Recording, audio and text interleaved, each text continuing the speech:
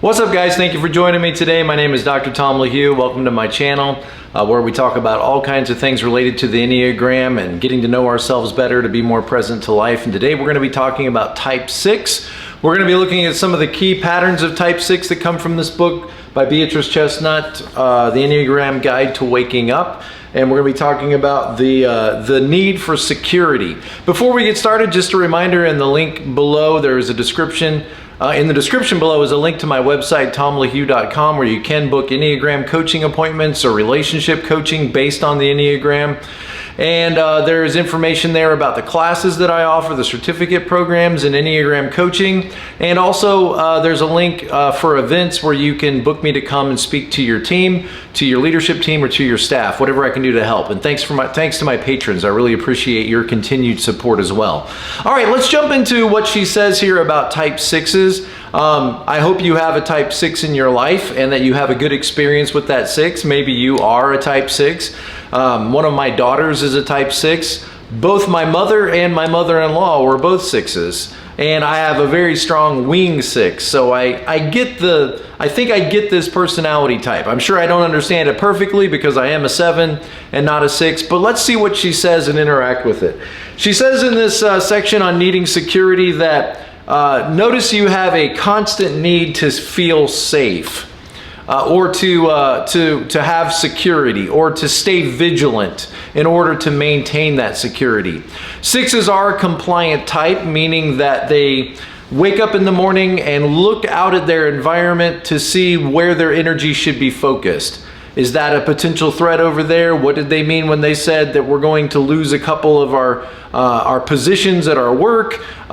Is that behavior over there in compliance with the rules? And notice that as a 6, you have a tendency to show up in a compliant way. It doesn't mean you're always easy to get along with. It means your energy complies to the needs around you, or to what needs to be taken care of, or what needs to be done around you. And so she says, notice if you have a constant need to feel safe, or just notice the opposite of that, if you tend to sort of feel unsettled. Like, if I don't pay attention, something bad might happen. If I don't stay vigilant, that's when it's all going to fall apart. So she says something really bad will happen if you don't stay vigilant, or you don't stay aware, or don't constantly scan your surroundings to make sure that everything is as it should be, or everything is okay. Observe yourself to see if you prioritize security and safety. I think all she's saying is just notice if that is important to you, which, why wouldn't it be? I mean, it makes sense, right? I mean, if you're not safe, if there's something around you that is threatening you or in danger, doesn't it make sense that you should be aware of that? Just notice how much attention goes to that line of thinking. Learn to recognize how you think and feel, and what you do when you don't feel secure.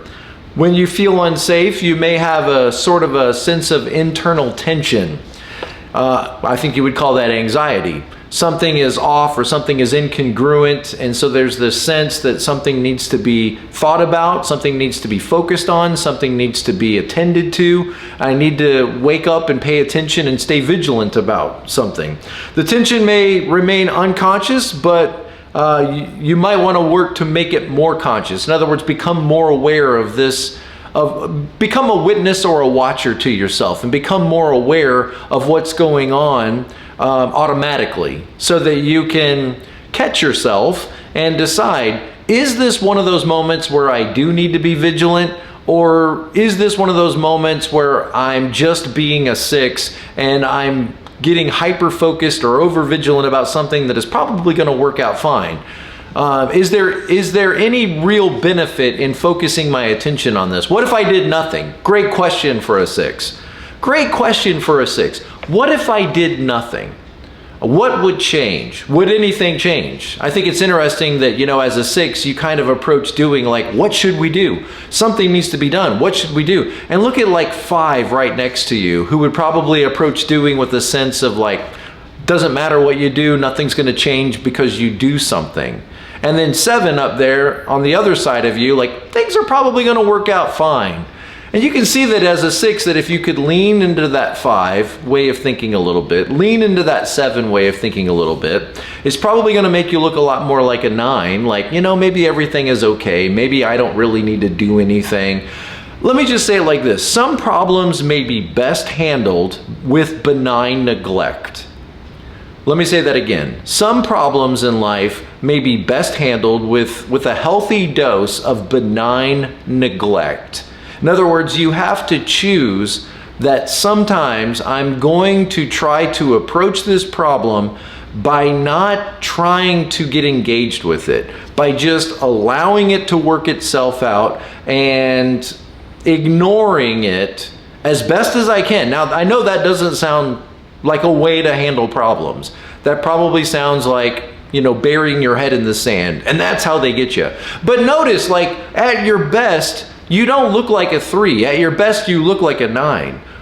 When things are going well, you have a little bit more of this way of thinking, or you're able to move to this position a little bit easier without as much resistance.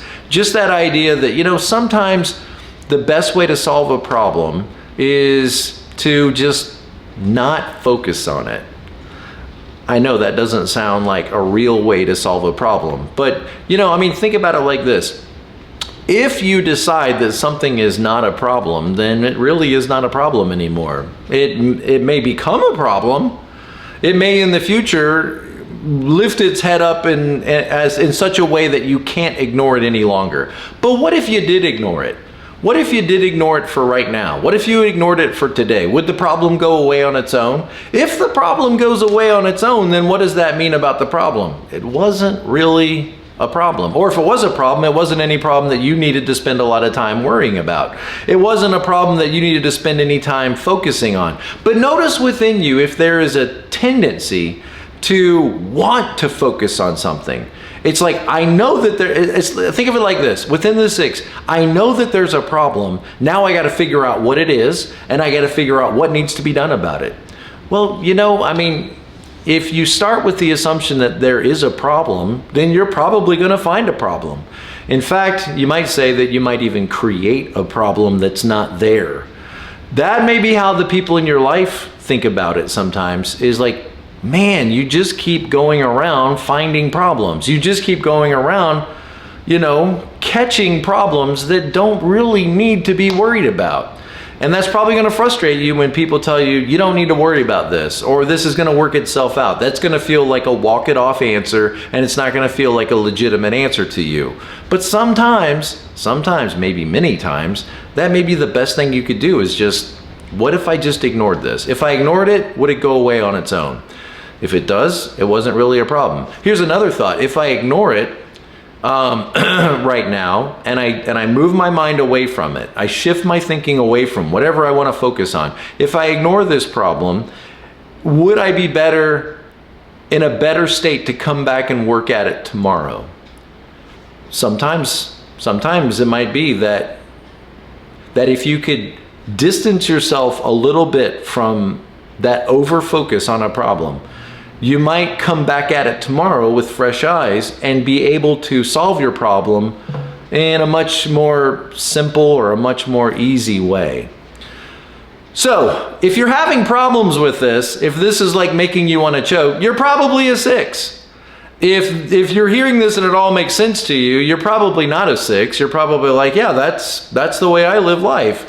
And we want to have compassion for our 6 friends, our 6 family members, and you know, try to be present to them and try to take them by the hand and let them talk through whatever, you know, is concerning to them, till they can get to a point where they can feel better, or where they can feel like, okay, maybe everything's going to be all right. Because, you know, maybe everything is going to be all right. In fact, maybe not only is it going to be all right, but maybe everything's going to turn out fantastic. You ever consider that? Sometimes things turn out fantastic. Sometimes you just get a check in the mail. You don't expect it, and thank you, Lord. Or you just get, you know, out of the blue, somebody just, you know, blesses you or chooses to bless you. It's amazing how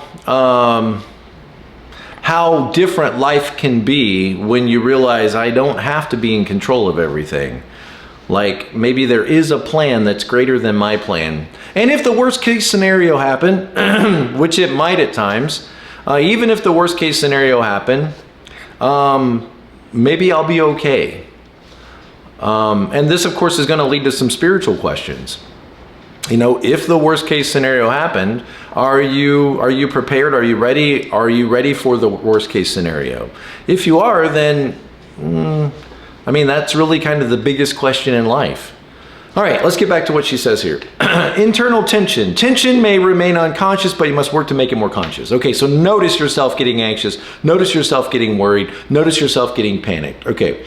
What do you, when you do manage to feel safe, try to relax, and I would say, you know, sit with that great feeling of being calm, that great feeling of, you know what, I'm feeling okay, I'm feeling good. Try to like savor that moment and savor that feeling.